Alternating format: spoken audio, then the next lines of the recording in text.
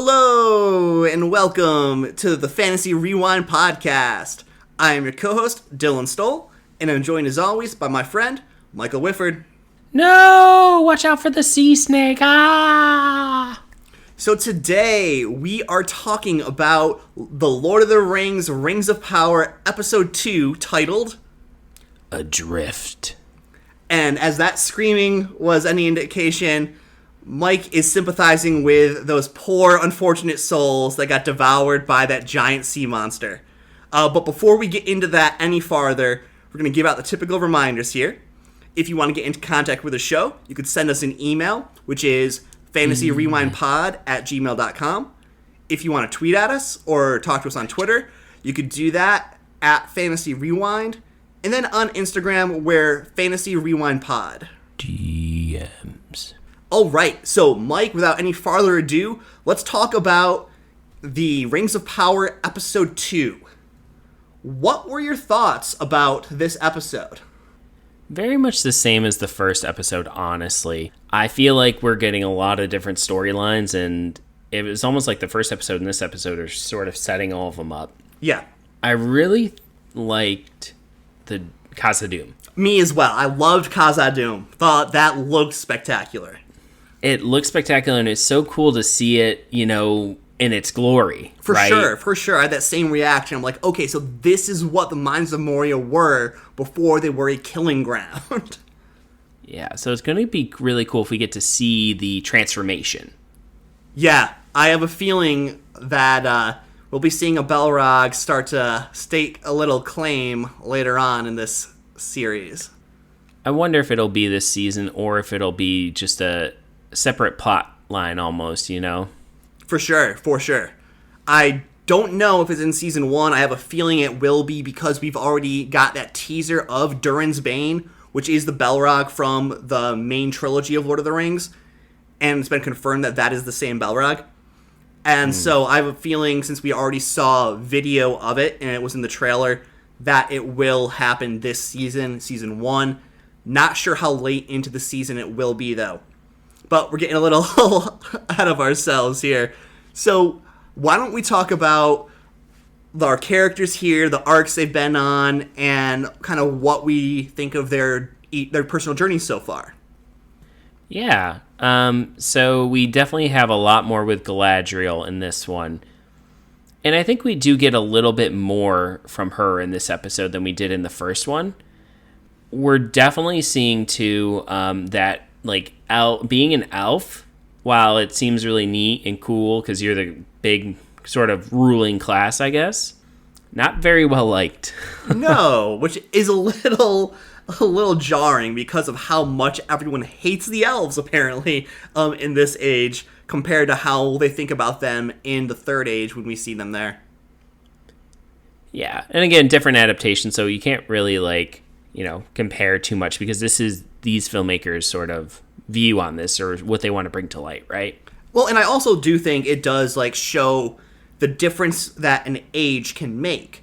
Because if you think about what is the Third Age, what's been happening in the Third Age, which is when the main trilogy of Lord of the Rings is happening, there was already this great fight of all the races coming together to battle Sauron and already, strike him down together. And during that final confrontation, many elves, many men, many dwarves, all forces of the light died together. They fought and died together. So I feel like some respect was forged there by that common bloodshed. Good point. Whereas Definitely in season 2, or not season 2, but age 2 and age 1, the elves are kind of the bringers of war.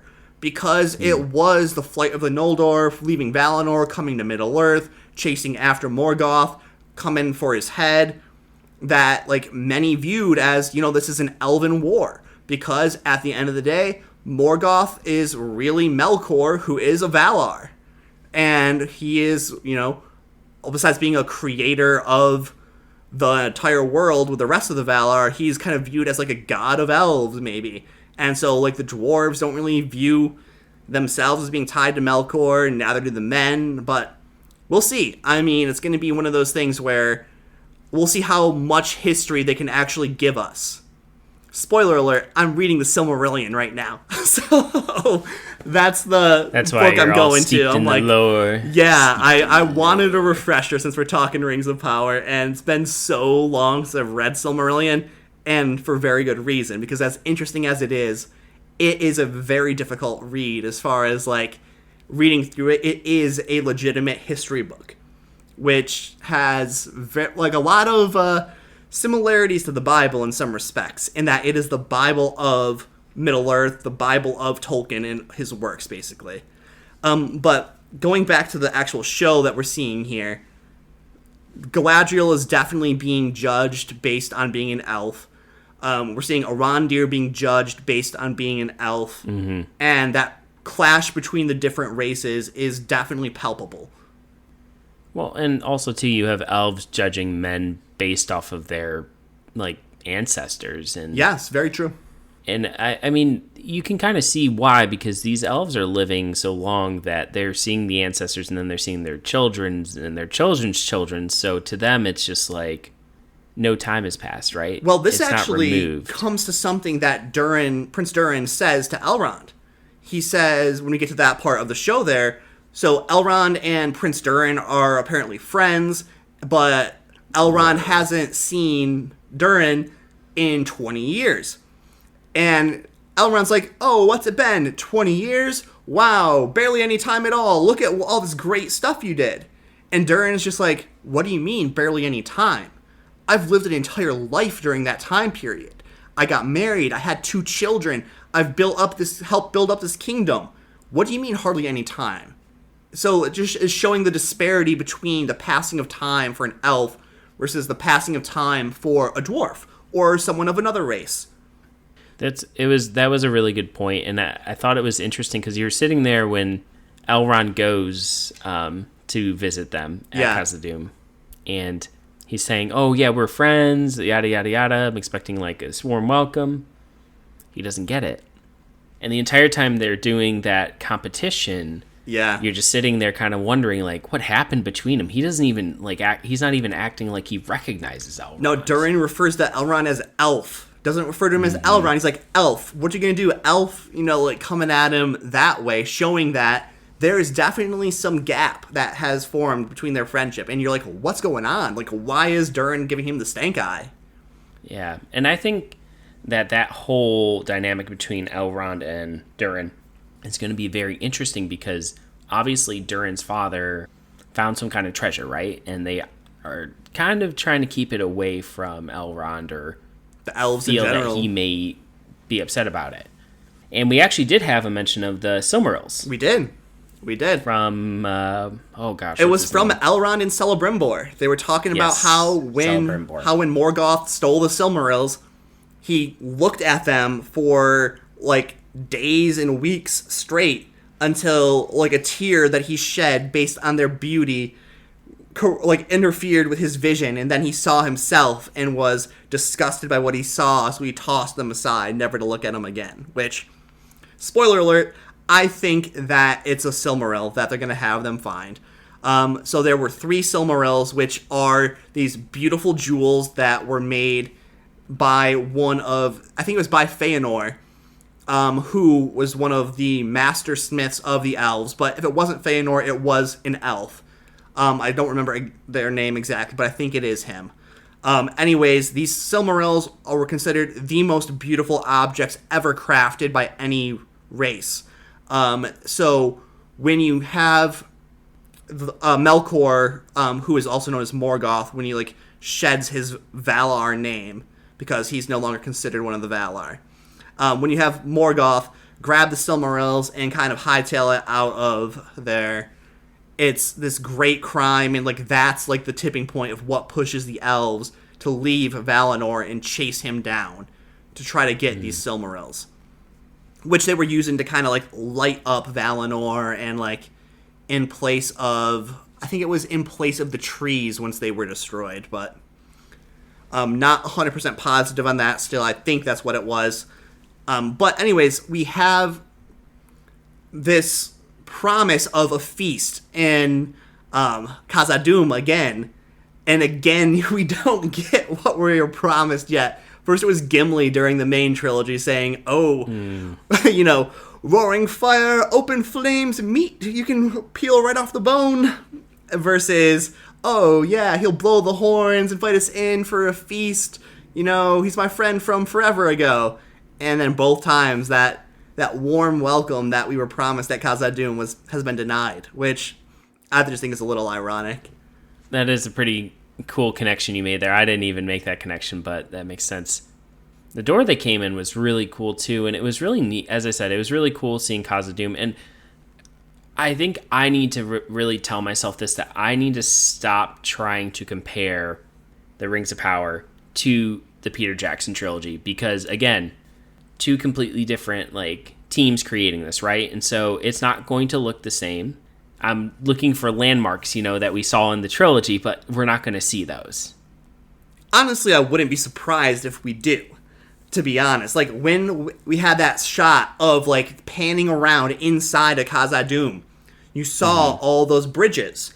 And I just was instantly reminded of the scene where the Fellowship was running across the bridges, getting shot at by orcs or goblins from other bridges. And I just, like, saw that, and I'm like, it looks so different. Look at it in all of its glory and in all of its splendor. And so I am actually looking for those connections, and I bet you that we actually do see more than we might expect. Although I doubt it's going to be a screen-to-screen adaptation of the same world.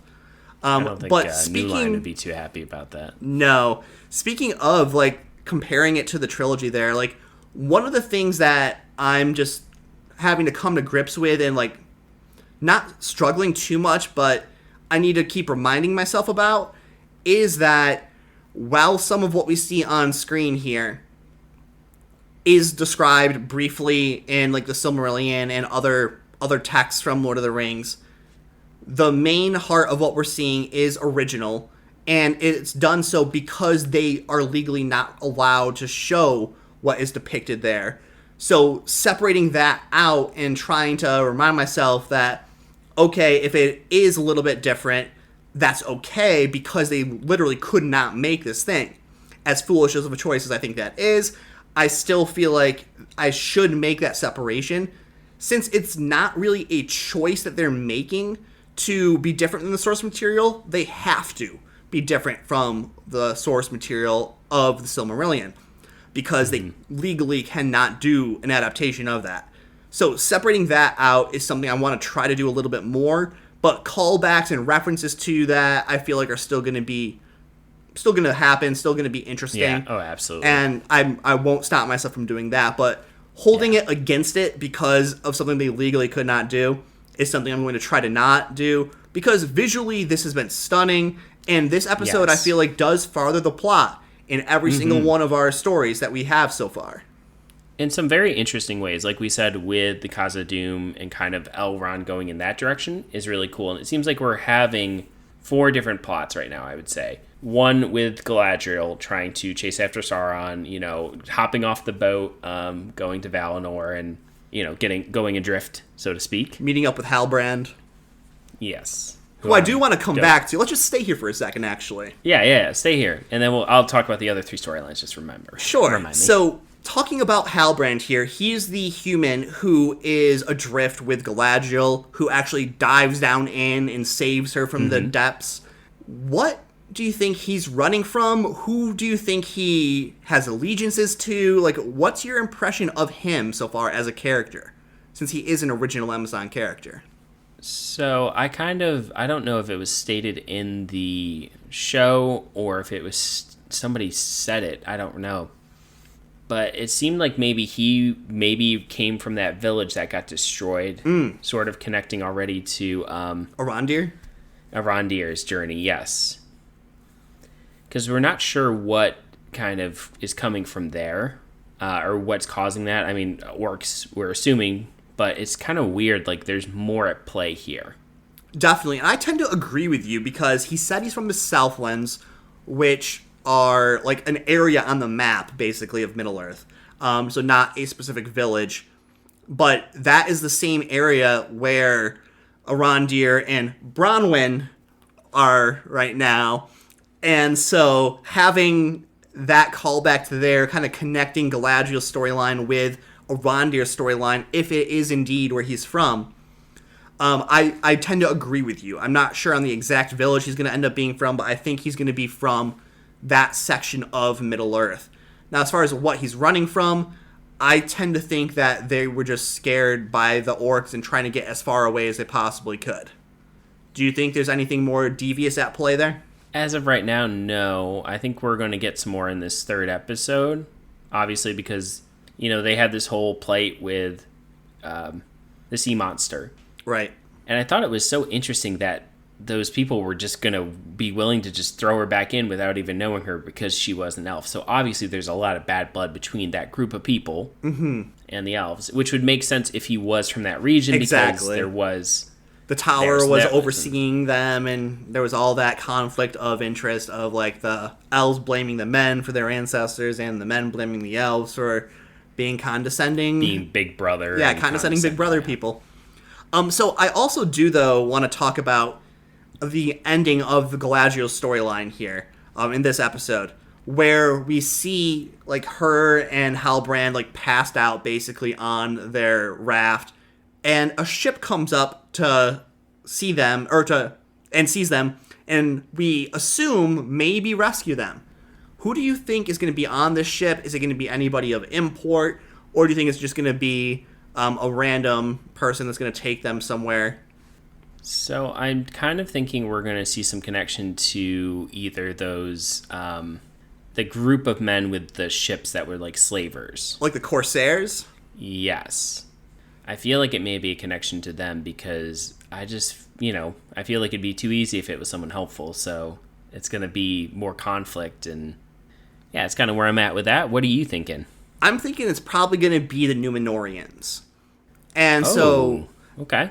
I say that because of the shots we have had of what I'm assuming is Númenor in all the trailers that we have here. And it would make so much sense since the Númenóreans were seafaring people as well, and out and exploring and pretty powerful men as far as men go in Middle-earth. So that's kind of my bet, is that we're going to be brought to Númenor.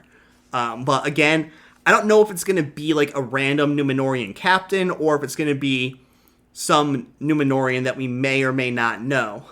Because I have heard rumors.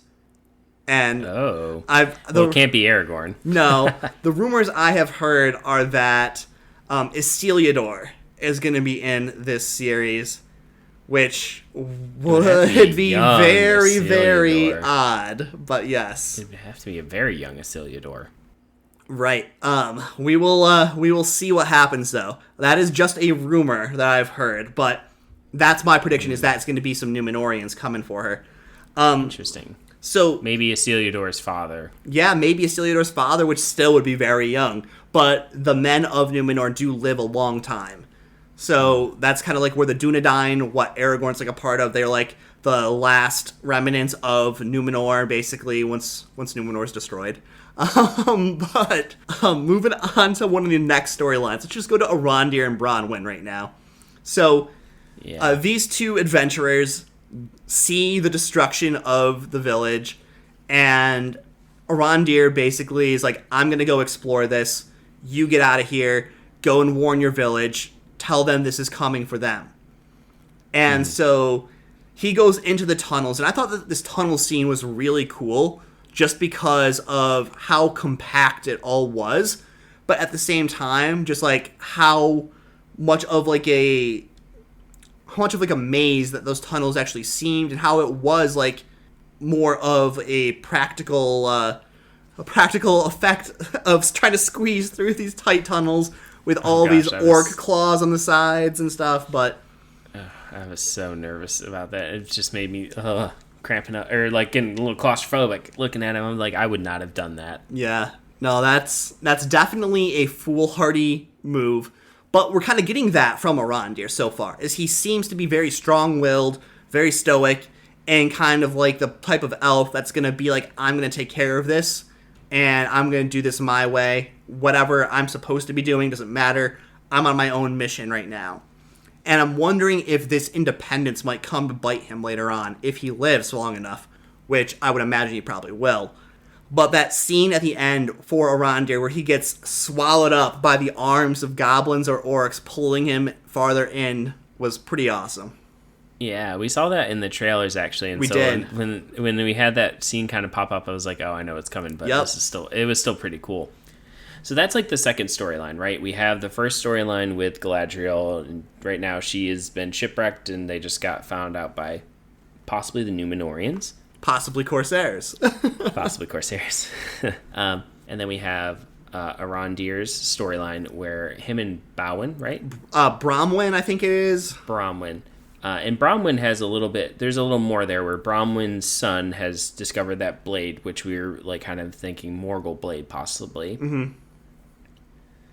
And he started to discover that the orcs or goblins were coming to attack because they, lo and behold, popped up in his basement, and that thing took forever to kill, right? Oh, it definitely did. Like, it got speared through by the sword. It got impaled by the other. It got hung. It got like impaled by something else, and then finally, Bromwyn just like chopped its head off, brought it to the council, and was like, "Plop, we need to leave. These things are coming for us." After they had dismissed her earlier. And I feel like the council kind of knows there's like something going on between her and Arondir, but it's kind of like an unspoken thing. Like, they don't really say it out loud. They're like, some of us were glad to see the elves leave. Not saying anybody wasn't glad, but some of us were glad. And like kind of leaving that unsaid right there. But as much as it was unsaid, it was loud enough for everyone to hear. Everyone already knew it and just wasn't speaking it. Yeah, absolutely. So then the next storyline we have already talked a lot about, which is Elrond and Durin. Yeah. Which I don't think we really need to cover too much more outside of the fact that it's going to be neat to see where they decide to build this forge. Mm-hmm. Definitely think so. Very much, like you had said, kind of makes me think of Mordor, right? Yeah. And if they build this forge where Mordor is in the future, like, how crazy would that be? Like, you're just like, going to watch it happen, and that'd be pretty cool. But the one... That would be really cool to see, maybe even just see the slow, like, transformation into, like, darkness or evil, right? Right. The one more thing I do want to mention about the Khazad-dûm, Elrond, Durin storyline here is that we get to meet Desa, who is Durin's wife. Oh, I loved her. She was awesome. I liked her a lot, too. Like, I'm really liking the dwarves, and I'm really liking the Harfoots, because they remind me of the whimsy that is in the Peter Jackson trilogy. And so, like, that actually really kind of called back to that, like, feeling-wise that I was getting as I was watching it on the screen there. And the idea of, like, how we saw in the trailer of the singing dwarves performing a resonance, that, I think, explains a lot and explains why we saw them singing. And it actually is very in character of the dwarves to, like, have reverence for the mountains that they're mining and everything as well. But I am very interested to see what's in the box for Durin there, if it is indeed a Silmaril, if it's Mithril, or what exactly it's going to be, and how that storyline progresses, because we still have dwarves keeping secrets from elves, and elves keeping secrets from dwarves. So, despite all the cordial mug raising that we have there's still some secrets that aren't being bared out into the open yet. We know it's going to come out eventually, and it's going to cause a whole bunch of drama, though. Oh, yeah. I'm sure. Oh, yeah. Celebrimbor is an interesting character. Definitely, like, that artist type that I'm all about the craft, and you could see where he will probably or possibly get swayed in different directions, right? Yeah, and I mean, if they stay true to the storyline here, we kind of already know what will happen a little bit. But Celebrimbor himself, while I'm not a fan of how he's being portrayed as far as the actor's look, the acting as far as, like, his expression of his love of himself, basically, being egotistical and, like, loving his own work, that's all cool with me. It does give me, like, that artist vibe and everything that you're getting from him. And I am kind of interested to see what exactly happens as far as the forging of these rings of power and everything that's involved with that when that actually takes place, which I don't think will be in season 1. I think we'll start to get something about it in season 1, obviously, but Right, like maybe see the right. blueprints of like what Celebrimbor is proposing, and who knows, maybe the 7 rings for the Dwarf Lords will be because they helped forge this or make this forge for Celebrimbor, and to repay them back, he's making them rings of their own. Also, kind of tossing in some Silmarillion knowledge here. Originally, there were 7 Dwarf Lords that one of the Valar created, and so the throwback to there being 7 rings makes so much sense as far as like why that number existed. But oh, interesting. and one of them being Durin, who is historically like thought of as being reborn in every generation, like, or not every generation, but being reborn, kind of like a Wheel of Time thing where like the same spirit, different body. So like Durin the Third, if they're sticking to that, could just be, you know, a reference of the current incarnation of Durin, unless they're going to make it a little bit different here for the show. But we'll find out. Our last storyline. Yes, the 4th one I was going to say is the Harfoot with Meteor Man, basically. Yes, and I'm going to keep calling him Meteor Man until we have an actual name. I think we are still in agreement that he is a wizard. Oh, definitely. It's just a matter of what wizard he is. Saruman, Gandalf, Radagast, And Harry Potter. It's going to be really interesting when that comes out. Obviously, he doesn't know much, but he he has an affinity with fire. That has And become very fireflies. apparent. Well, that's why I was saying that. And Yes. you like the little whispering to the... There's so many callbacks in this episode that really make me think of Gandalf. There really are. The whispering to the fireflies in the palm of his hand, the like rising up that like kind of is familiar to that "I'm not trying to rob you" scene from Gandalf to Bilbo, where he's like trying to tell him he doesn't want the One Ring, and it just, there's so much that reminds me of Gandalf that I almost feel at this point it's inevitable it's going to be Gandalf. I don't know how I feel about that, don't really like it that much, but I'm going to wait to see how it plays out. I could be completely wrong. It could be the Red Wizard that was never mentioned and is going to be new for Amazon's series here, but who knows? We'll find out. We'll see. I don't think there's really too much to talk about with this outside of realizing that the Harfoots are very peaceful, nomadic. They kind of go by superstitious almost too, right? Yeah. Going by the stars and kind of sort of designing where they move in their life off of signs, right? And how Nori said, if they discover we've been talking to this stranger, they'll blame everything bad that happens on us for like the next 3 seasons or whatever. So yeah, there is a lot of superstition going in there, but we see by the like Harfoot leaders like book there, it's not like all completely mindless. There seems to be like some organization to it, and I'm hoping we'll find out when Nori eventually steals that book to look for the star and constellation the Meteor Man made. One thing I do want to mention though with this part is, what did you make of Nori's father breaking his foot at the same time that the Meteor Man snapped the twig? I thought it was just for cinematic effect, really. Okay. Not necessarily a direct connection. Because I don't know why that would be a direct connection. Otherwise, anytime he steps on things, it's going to break someone's something, right? Well, he was kind of like saying something at the same time, staring at Nori. He was like, "Nori, Udu," or something like that, and like try to draw his little hieroglyphics and then snap. But I do tend to agree. I just wanted to ask if you thought there was any significance to that, or if it was a happy coincidence and like more of like a cinematic symmetry moment. Yeah, I think it's more of a symmetry moment, but you never know. Yeah. Anything else? Did we get any more reveals with any of the bad guys or anything else in this episode? I'm pretty sure we didn't, right? No, not in this episode, unless Halbrand ends up being a villain, which is always possible.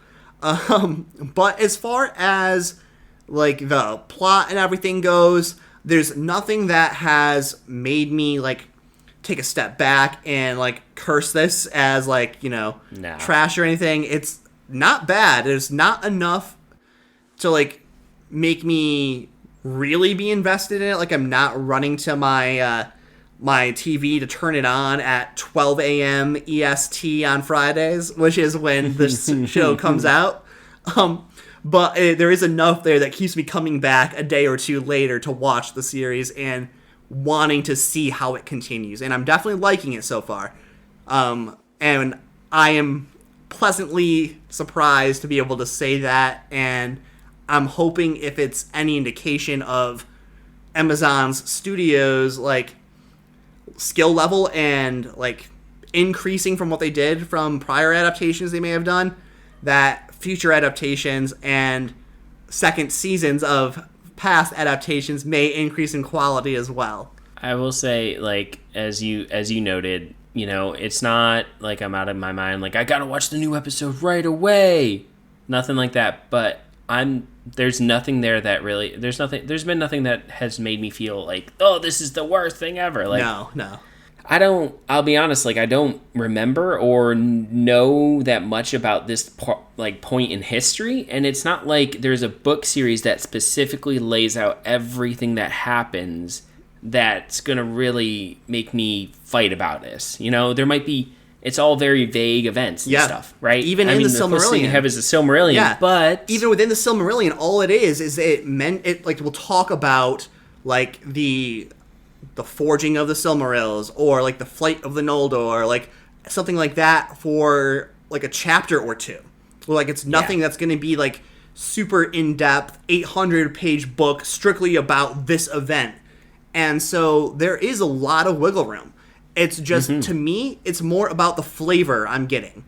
And so far, visually, I'm liking the flavor I'm seeing. Oh, yeah. Auditorily, I'm digging it. I'm really liking the score for the show so far. Throws me back to the Peter Jackson trilogy of Lord of the Rings, and sounds like Middle-earth to me. And now I'm just waiting to see, like, the portrayal of different things. And while the elves aren't exactly how I would have imagined them, I really like the dwarves, I really like the Harfoots, and the men are men. So, I mean, I know. I'm They're waiting kind to of see the always... Numenorians until I judge men, because they're like the pinnacle for me of what I want to see. Men should as far be. as like the kingdoms of men go. But yeah, all in all, this series is better than I was expecting, and I am happy I'm able to say that. It's cool to just see this interpretation of this time period and to just kind of experience it, I think that's my favorite part of it. So I'm excited to see where it goes. I don't think, honestly, that this is going to end up being terrible in any way, shape, or form. I feel the same. I feel like that if it was going to be terrible, then it probably would have already been. However, given Amazon's track record, I'm not ruling out the possibility of it falling flat on its face in the season finale. But we will see. What about you, listeners? What are your thoughts on Rings of Power so far after 2 episodes? I know episode 3 is coming now, and so we'll be catching up and putting out our Rings of Power and House of the Dragon content in a more timely manner in the future. But at this point in time, trying to catch up. We're just trying to catch up after Sandman and all that. But we're digging it. What are your thoughts? Get at us on our socials. Send us an email. We'll send you a sticker as a thank you. Shout you out on the podcast. Anyways, without any farther ado, this is going to be 2 nerds signing off. See ya. See ya.